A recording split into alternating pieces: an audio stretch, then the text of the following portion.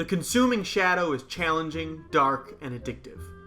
The creation of everyone's favorite game-hating curmudgeon Yahtzee, this Lovecraftian nightmare manages to create a powerful atmosphere and engaging mechanics from very basic building blocks.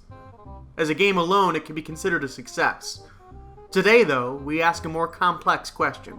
Is it right for streams? Let's take a look.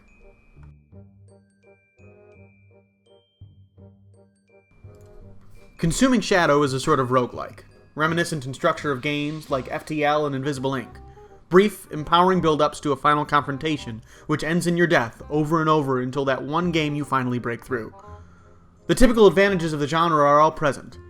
Every game is different, its components randomized, and every time you die, your character grows stronger, making the next run a little smoother. This plays right into streaming, variety mixed with a constant sense of progress towards a goal. That keeps the content interesting, gives it a character and a narrative without going stale. Additional playable characters with wildly different playstyles also keeps things interesting, giving the game even longer legs. Now, replayability is nice, but what sets Consuming Shadow apart from many of its peers is that a lot of the gameplay is oriented around untimed decisions. There's a lot of randomized side-scrolling, but in between you'll be selecting destinations, collecting and integrating clues, and figuring out how to fill this chart with details about the ancient evils at work in your world. All of this makes interacting with and involving your viewers in the game simple and fun. You can let your chat decide where you'll go next, or whether you'll step out of your car and stop a random assault on a stranger, or whether or not to pull over for a police officer's siren. The game is filled with these pivotal moments.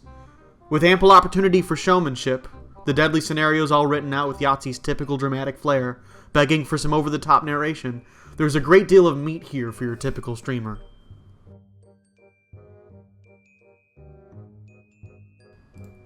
All that said, the game isn't perfect.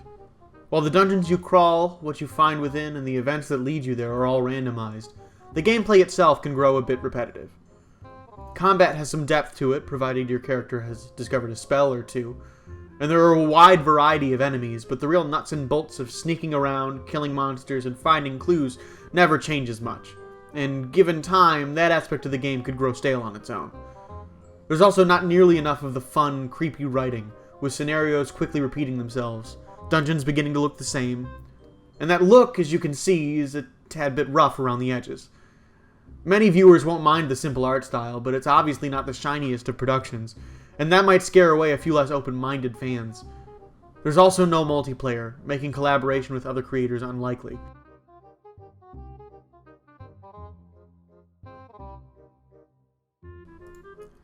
Still, one of the best parts about streaming The Consuming Shadow is that you don't have to think too hard about how to play it. Play sessions are quick. Even if you save the world, you're unlikely to play for more than an hour, which means it fits easily into your streaming routine. Just boot it up, start a game, and play until the fat lady sings, good or bad. Most of the time you're going to die, so that exit is always nearby when it's coming time to call it a day. Other than that, you really just do your thing.